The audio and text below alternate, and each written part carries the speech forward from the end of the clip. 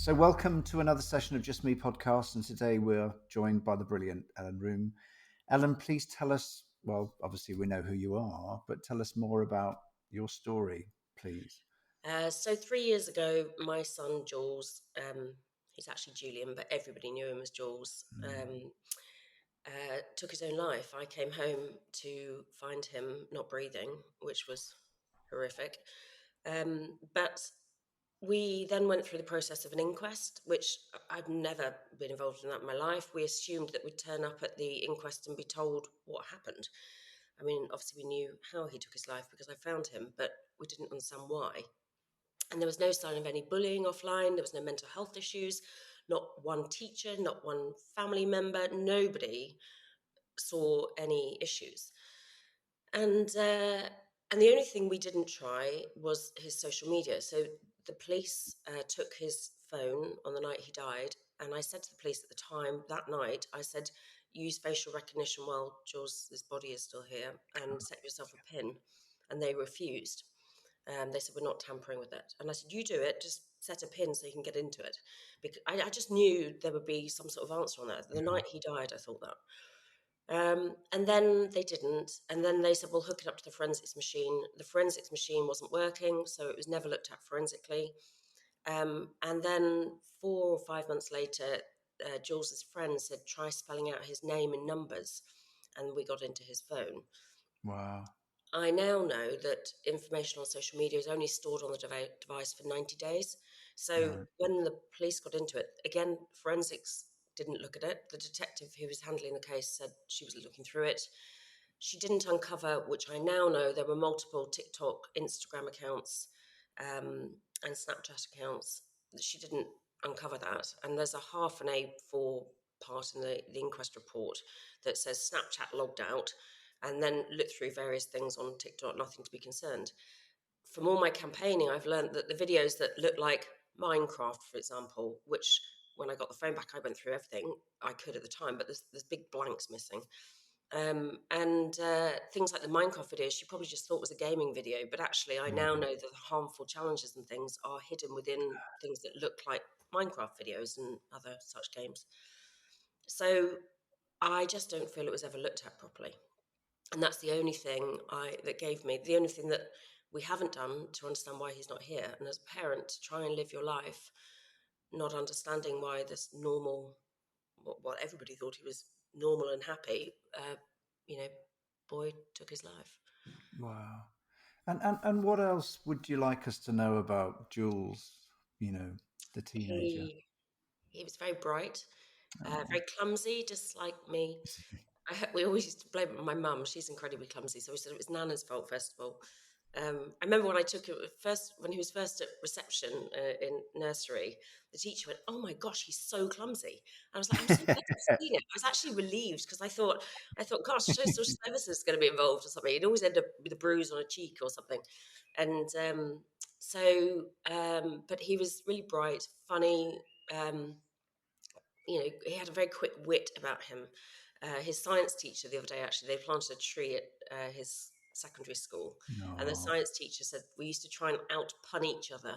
Like he'd just come back with a quick wit. He said he was so smart. The science teacher said, "Well, oh, he got in there first with that one, Jules," or he was very popular. I think there were about 500 people at his funeral. He just seemed to know everybody from all sorts of different schools that I didn't know he had so many friends. So yeah, just and really affectionate. I always used to say, never get too big that you'll stop cuddling me. And he went, Oh, I never will, mum. And he used to say, love you, mum, best mum ever. oh, how And I'd lovely. say, love you, son, best son ever. So yeah, Oh. uh, yeah, amazing boy. And what would you like to achieve with Jules's law? Well, I've tried as far as I can really go with it to take it through Parliament. So the date when I started the petition um, back last March, April time, it was actually.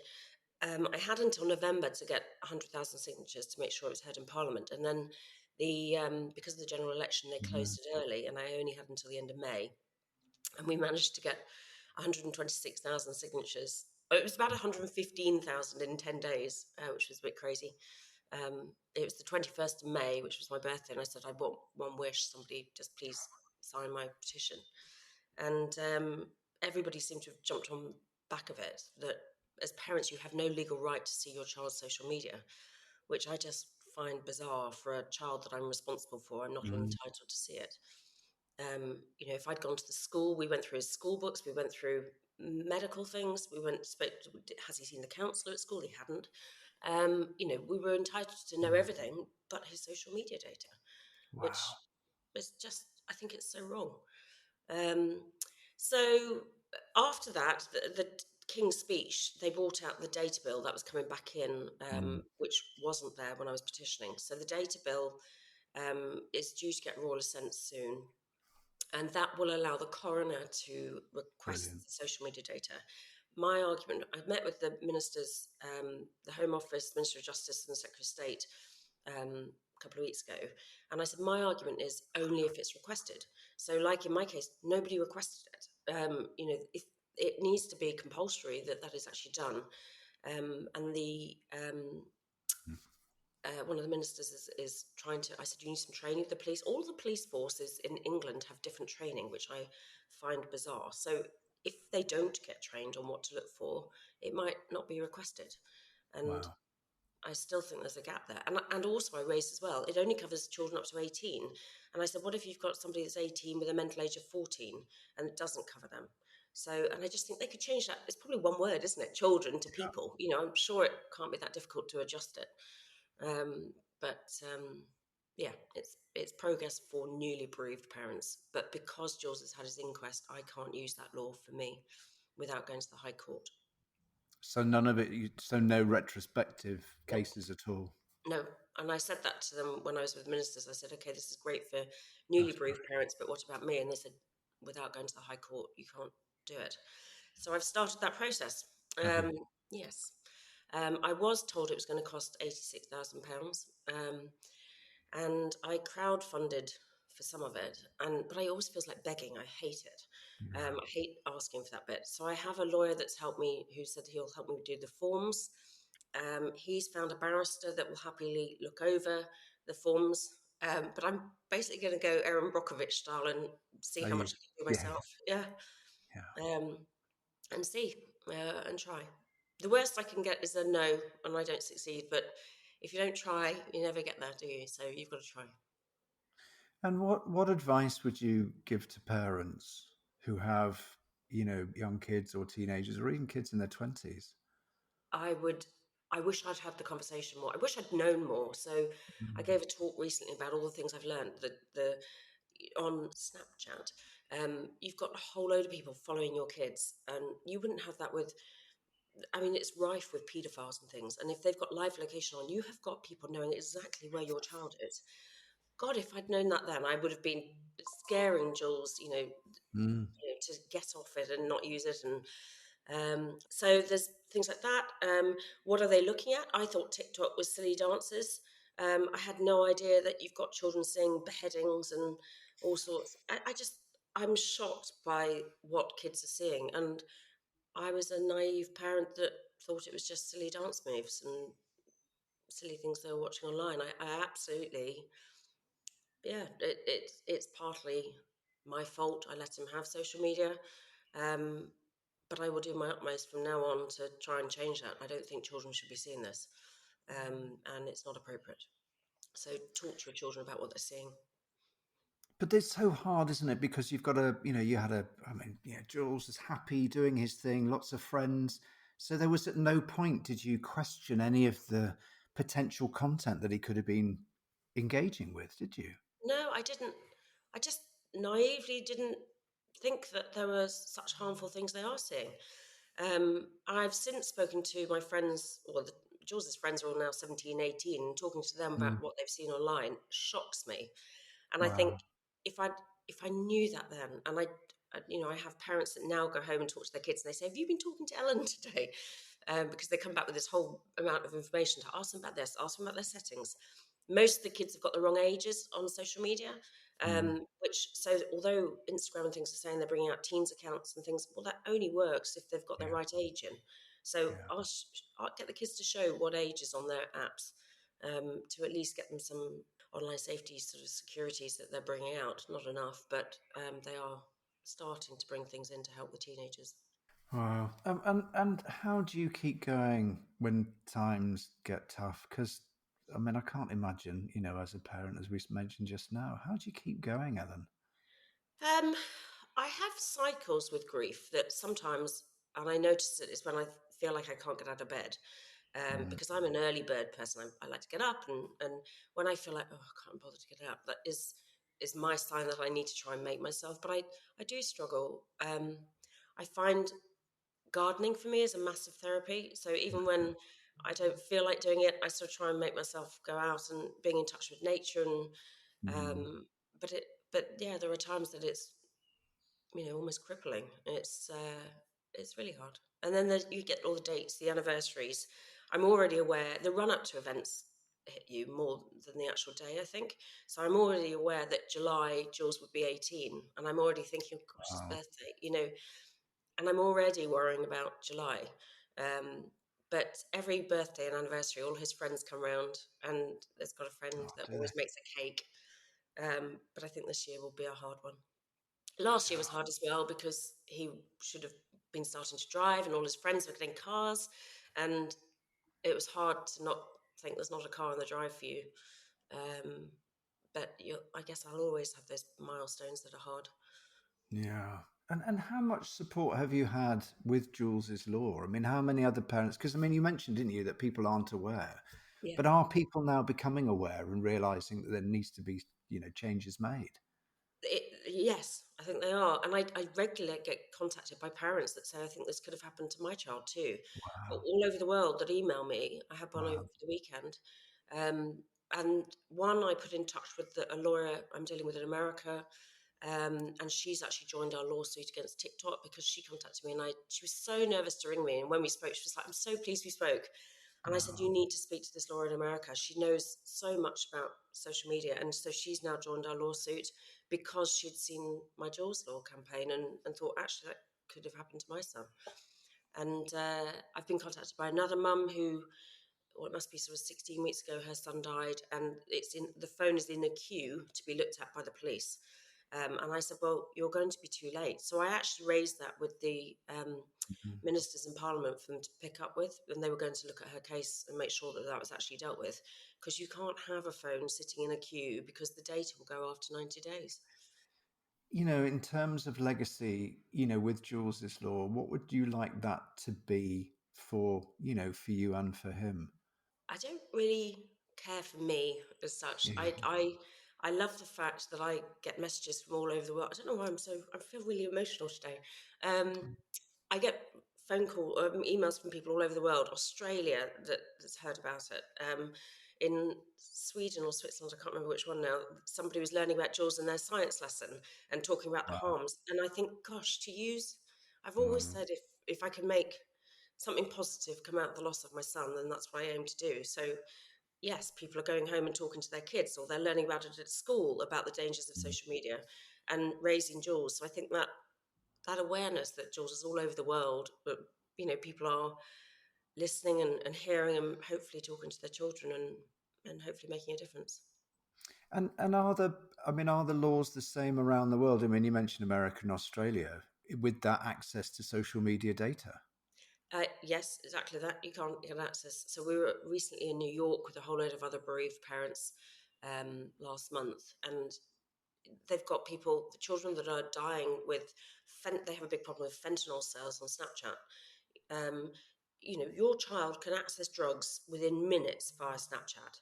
And I think when you start telling parents about things like this, and then you say, well, actually, all these children have died because of this, but they've got Wow. a drug they thought they could try, and they're dying from it. And I just think all over the world, we've got the same problem. And it is a global problem. People need to come together. This is a global problem. Mm. And when Mm. we were in New York, we were, sharing that this is not just about the UK or the US. We've got it everywhere, and it's a problem. How do you think us as parents? I mean, what can we do? Because I mean, I was talking to somebody last night actually, and he was saying that they're almost like superpowers, aren't they, of information and control? Mm. And there's people like us wanting to make a difference. Yeah. But what can we do? I mean, I know. sign petitions, all that kind of stuff. But how do we get together, as you say, on a global basis to say no, enough? Yeah, I think there's various groups. So people are sort of joining forces. Um, People are sort of clubbing together and not giving their children a smartphone at such a young age. Yeah. And for me, I want to prove, if I can, that it was social media. And if I can, then I could use Jules's story to go, this is a child that's died. I mean, that has been proven with other people. Ian Russell, it was proved Mm, with his daughter mm, Molly that it mm, was Instagram and Pinterest. This is happening. How many more children have to die before the government actually start listening and saying we need to make this safer? And they are trying with the online safety app, but not quick enough.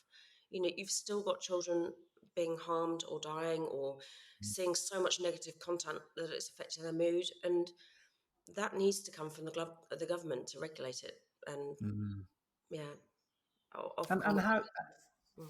and with Jules's friends who obviously still in touch with, I mean, how do they? I mean, did they see anything? If they said anything about Jules or no? No, they've really struggled. Some of them in particular have really struggled. And a family that were very close to Jules often call the Jules days in their house, where they just feel really low over the loss of their friend. They don't understand. His friend Monty was with him an hour and a half before I found him, Wow. and they'd been playing football. They had a fire pit. They were toasting marshmallows. You can quite clearly see on our doorbell him saying goodbye to Monty, and Jules goes in and says, "See you later, Mont." He'd left his bike at their house to go and pick up the next day, and yeah, they didn't understand, what happened to our friend. So as a parent, I struggle, but seeing his at the time 14-year-old friends, and yes, they're older now, but they still struggle with it because it doesn't make sense. Yeah, yeah. And in terms of advice that you would give to young people really about kind of social media and use, I mean, you mentioned about, increasing the age of using smartphones and whatever, but the content is still there, isn't it? Whether they're, 10 or they're 15, it's still there. But what advice would you give to kind of kids regarding social media and the use of? I absolutely would say that if they come across something they feel uncomfortable, or people messaging them, or Mm, anything, is to go to a trusted adult to talk to explain. If and I have learned, it didn't cross my mind when I started campaigning that the parents might be the perpetrators. So maybe not the parents that they have to talk to, but they need to talk to somebody mm, they trust to say, I've seen this and this doesn't feel right, and be confident enough to raise it. Because until more children start vocalizing this and saying this isn't right or we shouldn't see it, parents are still naive to it. So I think having that conversation with your children to say, please tell me if you see something that's inappropriate or you don't like it or it scares you or something. brilliant, brilliant. And if you could describe Jules with one word, what would it be? Um,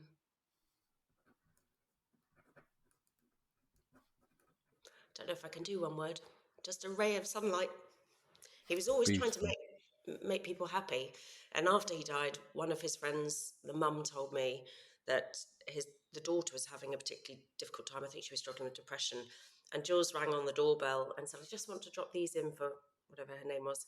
And he bought a little packet of mini chocolate stars. And he said, "I know that's her favourite. I thought they might cheer her up." And Oh, he just had a heart of gold that wanted to make people happy. So oh, what a yeah, lovely, oh, lovely. And if you could describe yourself with one word, what would that be? tenacious. Yeah, Which somebody absolutely. said to me once before and years ago, and I had to look it up years ago. But I thought I'm very tenacious.